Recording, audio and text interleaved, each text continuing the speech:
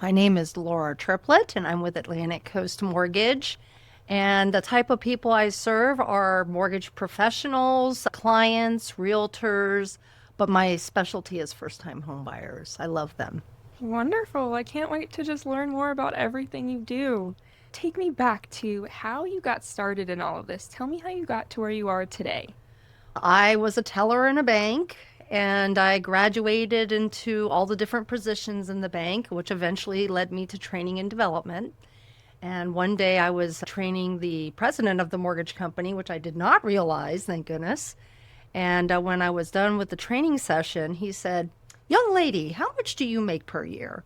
And I said, "That's an awfully private question. I don't know if I should answer that." And he goes, "Whatever it is, I'm going to triple it."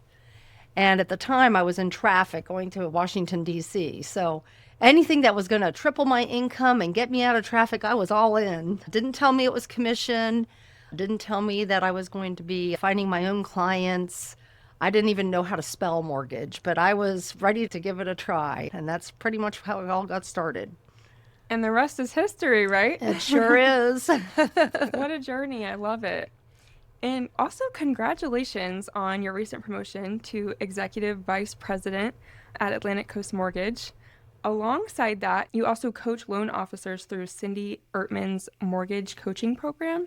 How do those leadership roles influence the way you show up for your clients and team? Being able to talk to different people that do this for a living, no matter if they're brand new to the business or they've been in the business for a really long time, I'm just like a sponge. I love to learn from people. And I think that I have a way of passing that on to people in a way that they can understand and relate to. And with the mortgage world, it's such a jargon world. There's so many things that people don't really understand. They think that mortgage is a banking product. And when loan officers come into the business, they think it's a banking product, but it really is a specialty that requires a lot of expertise and licensing. So I think I do an okay job relating to that. Absolutely. Definitely more than okay. And looking back on your early years in the business, what lessons or moments do you feel most shaped your confidence and this long-term success? I was really lucky to be under the leadership of some really great people. One of them was the founder of our company, Gene Merrill, which we always lovingly called Mr. Merrill. And he's actually the one that started Atlantic Coast Mortgage. And for some reason, we just really connected. And from there, I just fell into opportunities. Maybe I didn't fall into them. Maybe I was led to them, but I was always the one that would try to rally the troops if something new was coming out or it was stressful. We had a stressful time. And I was always the one to welcome the newest person to the company. So I think that positivity, along with being led by some really great people, is mainly what got me here today. Absolutely. You just had those really solid building blocks. And also, just I love the point you make about positivity and just having that energy. It definitely just spreads to those around you and creates the best results in the end as well.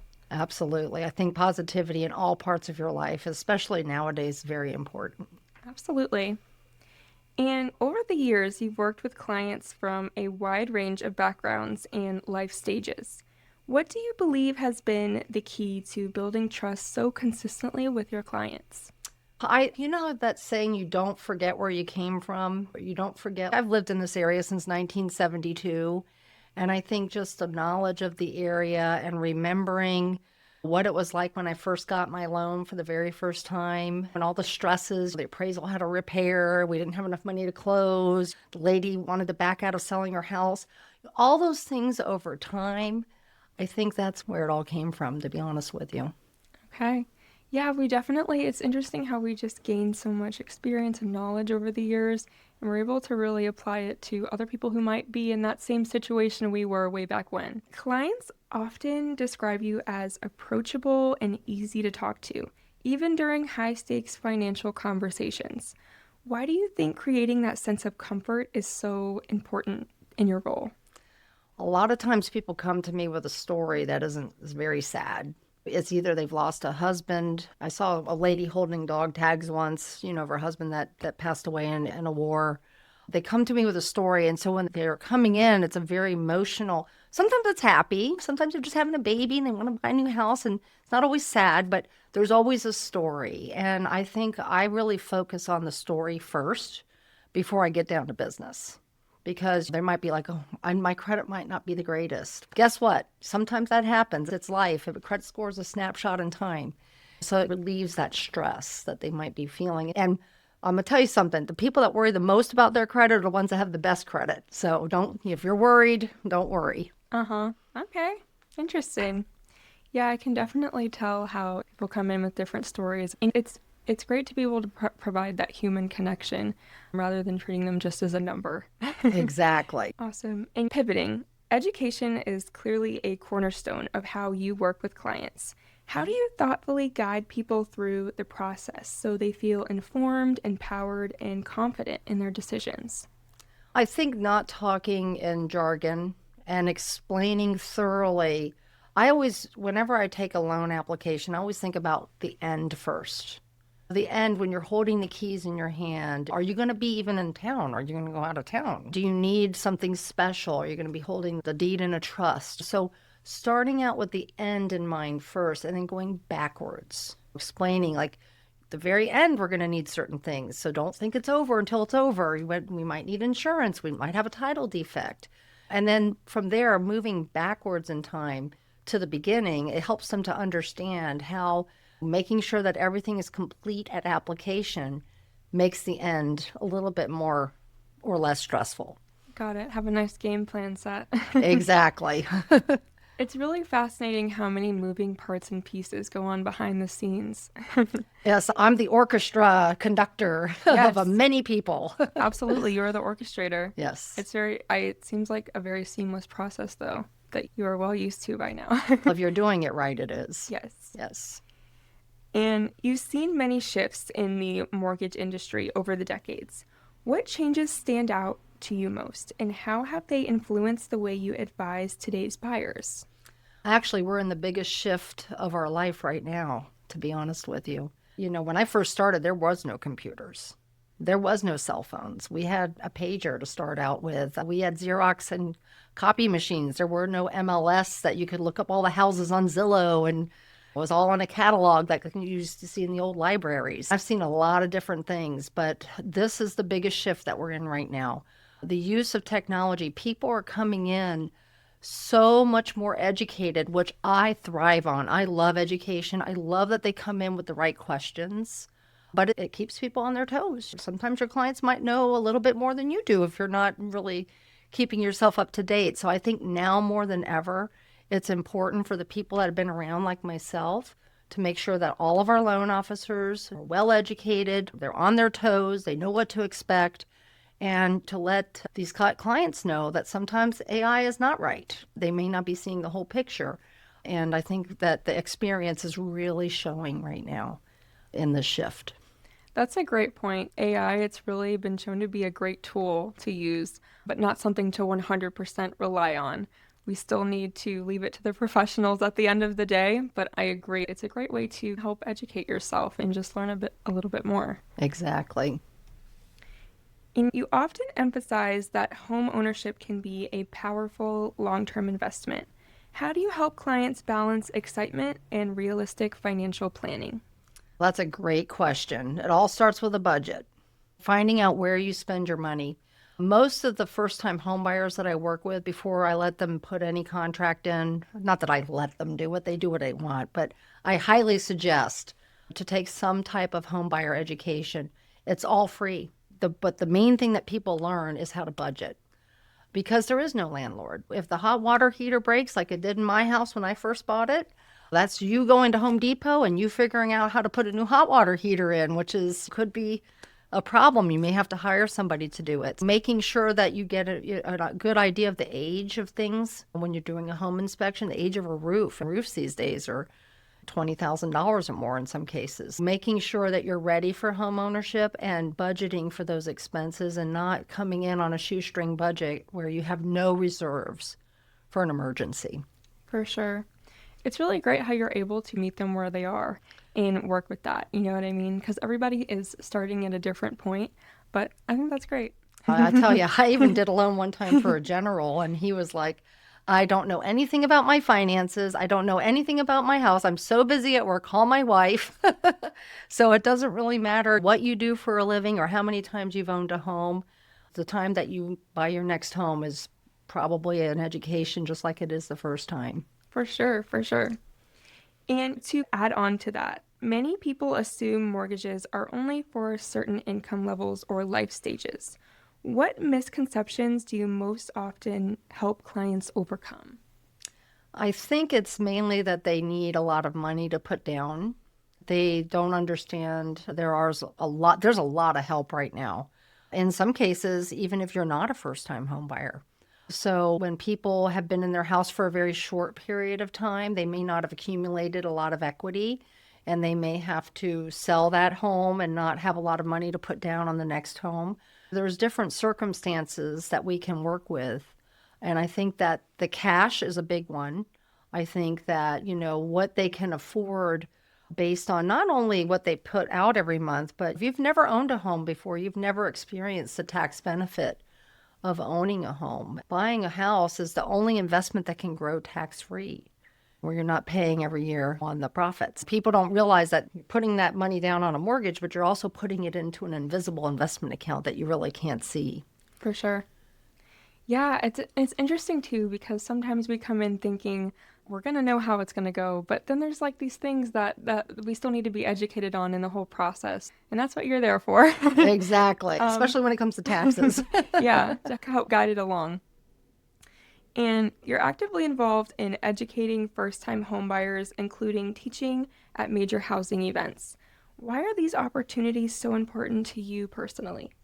I think I told you in the very beginning how I got into the business, and it's funny how things come full circle.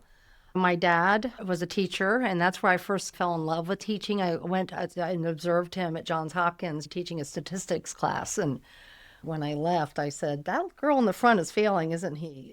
And he said, "Yes." And I said, How did you know?" And I said, "Because she has a low-cut red dress, and she's sitting in the front."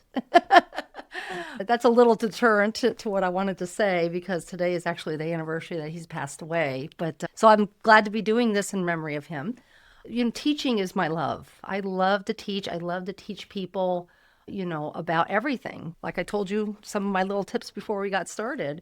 And I think that's why I've been able to move forward in this business because people look to me for knowledge. I can definitely tell it's a passion of yours. You're definitely a people person and be able to provide that kind of knowledge in this field. It's definitely key to prioritize education. And with that, the Northern Virginia Housing Expo is a major event you're participating in this year. What makes this expo such a valuable resource for buyers and families? The biggest thing that I love the most, I don't know, I'm exaggerating here a little bit, but I really do love this part. You get to meet everybody that has down payment assistance all in one room, whether it be through the state, whether it be through the county, whether it be through a nonprofit, they're all right there. That is gold because to get those people on the phone after they're not there anymore is not as easy. So to get in front of them, to learn about the programs, to talk to the lenders, there's realtors, there's lenders, there's everyone that knows anything about what's coming is going to be there. And it's a golden opportunity. It's here local in Fairfax, and I highly recommend going to it if you've ever had any interest or if you're a parent that wants to get rid of your kids from the basement. That's awesome. I know it's going to have a big turnout. Like you said, what an amazing opportunity to be able to take advantage of. Exactly. And beyond originating loans, you also going back to mentoring and training others in the industry. What do you find most rewarding about passing on that knowledge? I just think that the last client that I helped was told that she'd never buy a home by several people. And when I heard her story in the beginning, she had told me that she was orphaned at a very young age and she was in the medical field doing home care. And one of the ladies that had passed away had left her some money.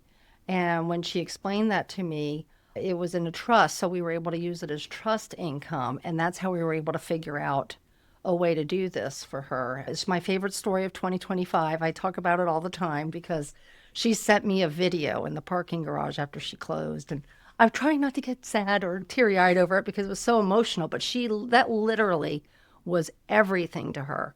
That she's been told all of her life that she'd never own a home, that she'd never amount to anything. And here she had her own home, and I was part of that story. And she's referred people to me already, so it's amazing. Wow, what a great story. And to be able to be part of that and help make it happen, I can see how that is just so rewarding. It really is. Very nice. And you've shared that this career, it's not easy, but deeply fulfilling. What keeps you passionate about the work after so many years?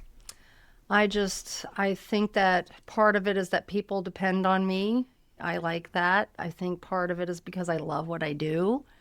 I think part of it is because what I've been able to do for my family. I think I told you in the beginning, I have 3 beautiful grandchildren that like to go to Disney World, and Disney World's expensive.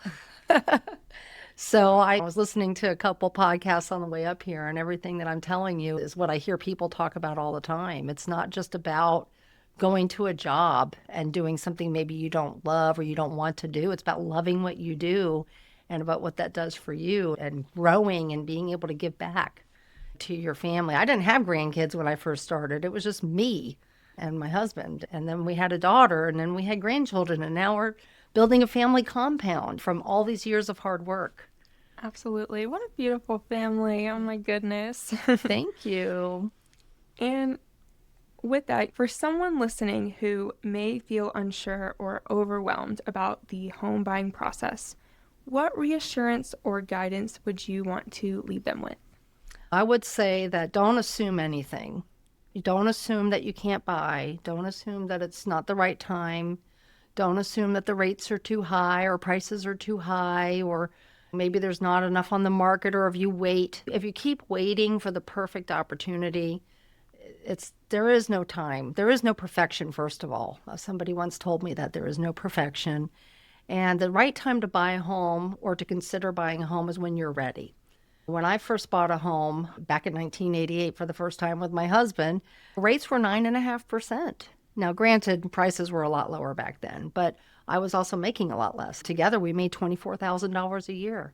Could you imagine buying a house with $24,000 a year in income? Wow. You know what I'm saying? It's just, you just don't assume anything. Just go see the professionals. It's okay to listen to advice from your parents and things like that. But remember, maybe your parents bought when it was 20 or 30 years ago. So things are different now. Lots of things have changed. Absolutely. Things are evolving, changing every day. And I think that's a great piece of advice for everyone to follow along with. Absolutely. As we wrap up, is there anything you'd like to add that I haven't touched on today? I would just say that the more that you can get out there about anything that you're passionate about, whether it be buying a home or helping others or volunteering to help others in any capacity, it doesn't have to be formal. I just do it, because if you're really passionate about something and you're really knowledgeable about something, there's somebody that needs to hear your words. And so that's why I appreciate this opportunity today, because it gives me a platform to do that. And you've been great with interviewing and making me feel comfortable with that. So I thank you. Of course. Thank you so much, Laura, for joining me on the podcast and sharing your knowledge and inspiring story with us. I wish you the best of luck in all that comes your way in the future. Awesome. Thank you so much.